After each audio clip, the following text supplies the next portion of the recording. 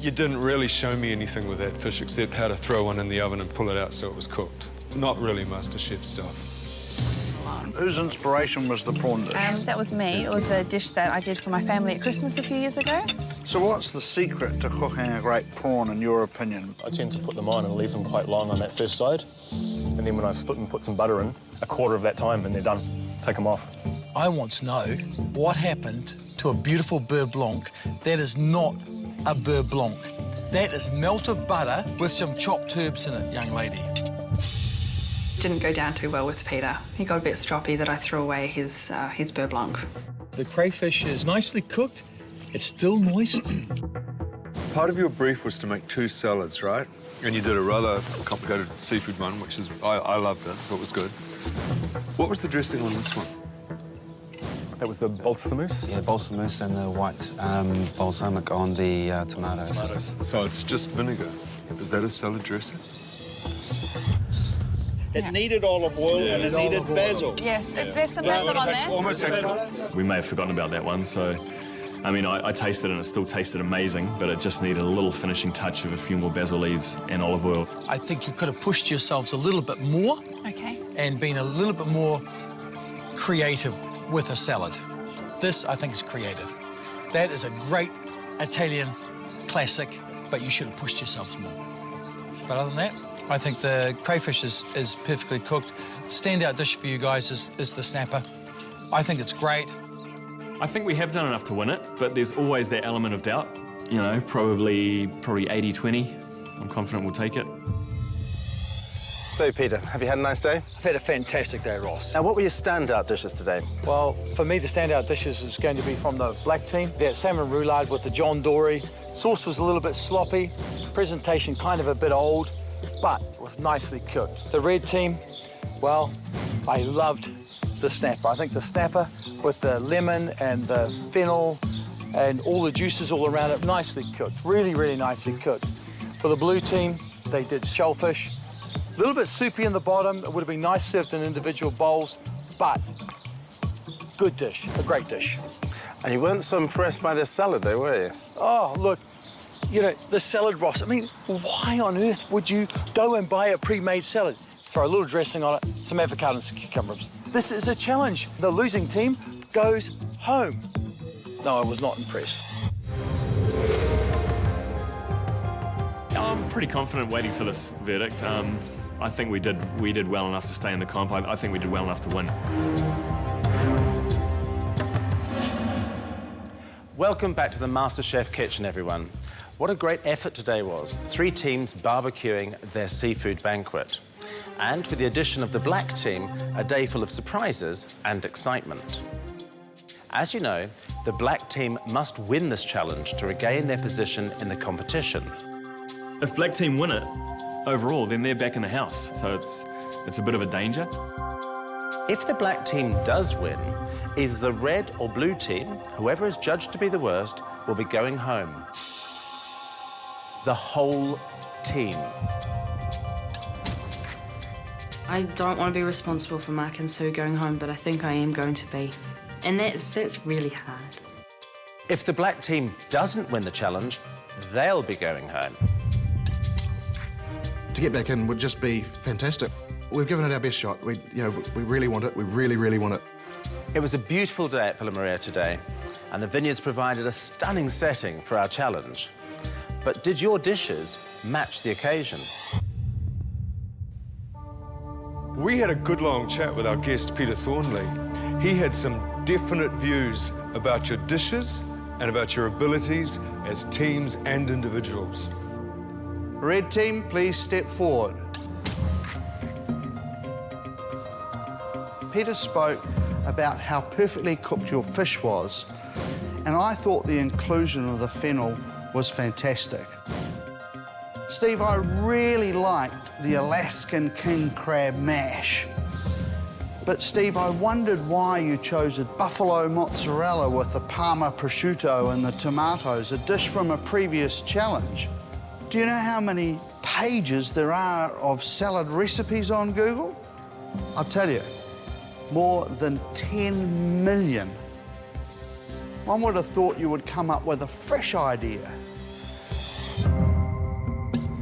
We wanted to show something that we thought we'd learnt and that we knew was delicious, so that's why we did that. It was a team decision, and in hindsight, maybe we should have chosen something else, but we didn't, so.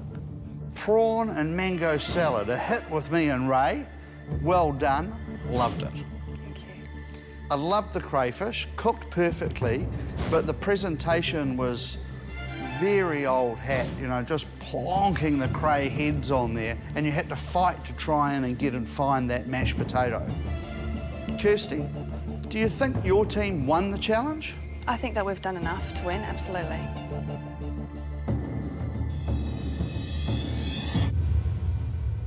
Red team, please step back. Black team, please step forward. Tracy, I was chatting to Peter, and we thought that your spinach roulade was not going to work.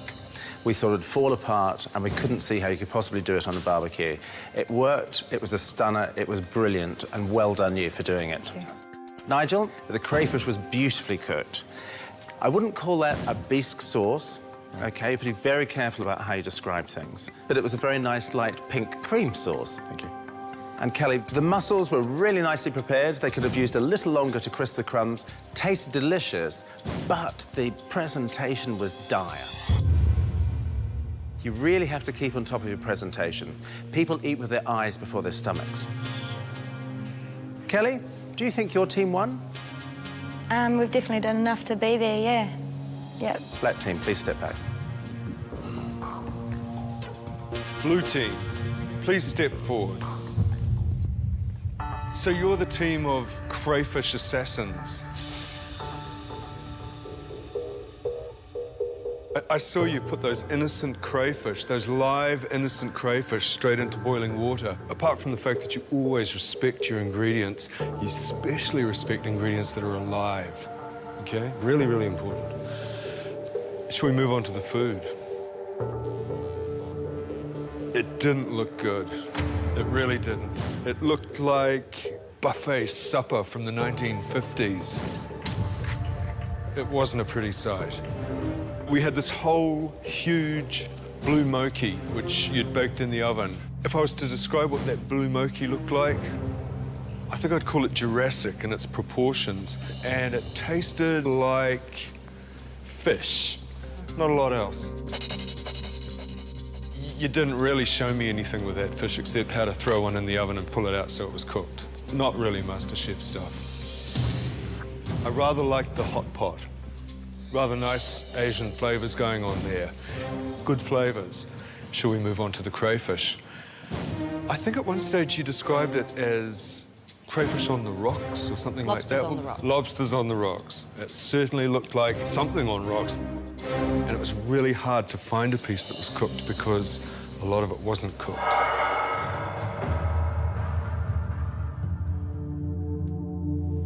I think one of the biggest disappointments really was that salad. You went to the shop and you bought a bag of salad and you tipped it out into a plate and you put a couple of things with it and you called that your salad. So, Karen, after all this, do you think your team won? No, I do not. Peter Thornley thought your dishes were by far the worst of the day. He didn't even think that they were competitive against the dishes from the red and the black team. Neither did we.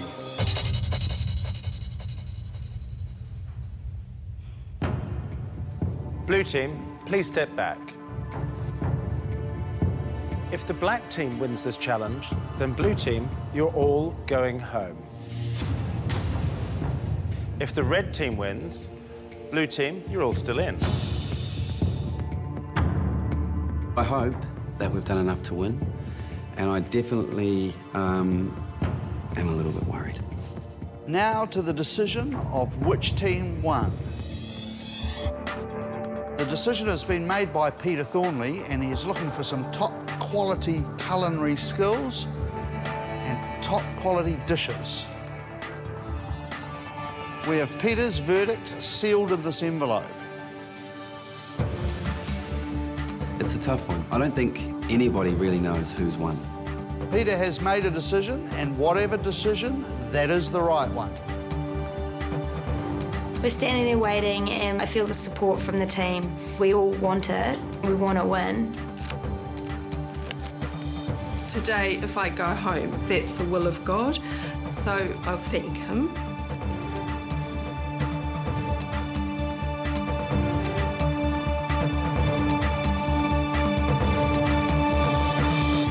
The black team. Over the moon.